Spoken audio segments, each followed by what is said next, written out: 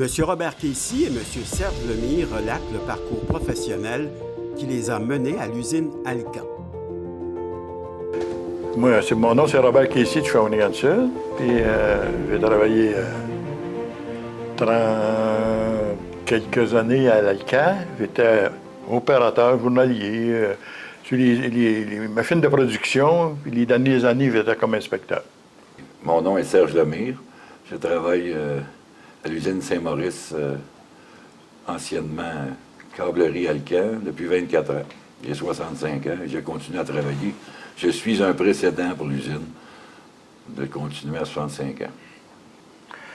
Moi, j'ai travaillé longtemps comme tréfileur, c'est sur le fil d'aluminium, puis j'ai aussi comme camionneur, comme inspecteur. J'ai été longtemps inspecteur du fil toronné, là, les câbles qu'on appelle. Là. Quand j'ai pris le martel, j'étais là. La dernière année, je m'occupais plutôt de la qualité, là. Le profil de la qualité de la production. Moi, j'ai commencé comme câbleur, faire du câble électrique. Et puis maintenant, je suis aide-lamineur. C'est pour, on fait à Shawinigan, on fait la bande AC pour la petite bande mince qui arme le fil. C'est une norme de construction. Puis on est pas mal, comme on dit en français, les kingpins en Amérique du Nord, dans ça. J'étais supposé de travailler au Bel Téléphone, moi. C'est une famille de Bel Téléphone. Puis j'ai appliqué. Ils m'ont pris, ils ont dit, tu commences demain, tu finiras ton médical demain. J'ai passé mon médical le lendemain, puis ils ont dit, on ne peut pas te garder parce que tu ne vois pas tes couleurs. Oh. Dans ce temps-là, c'était des connexions de petits fils de couleurs là, pour tout ça. Là. Je suis en français? Daltonien. Daltonien.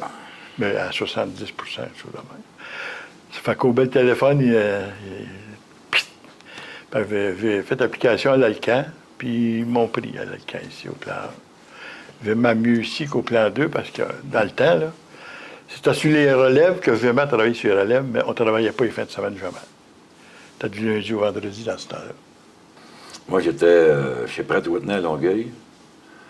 Puis, il y a eu un gros layoff le 2 avril 82.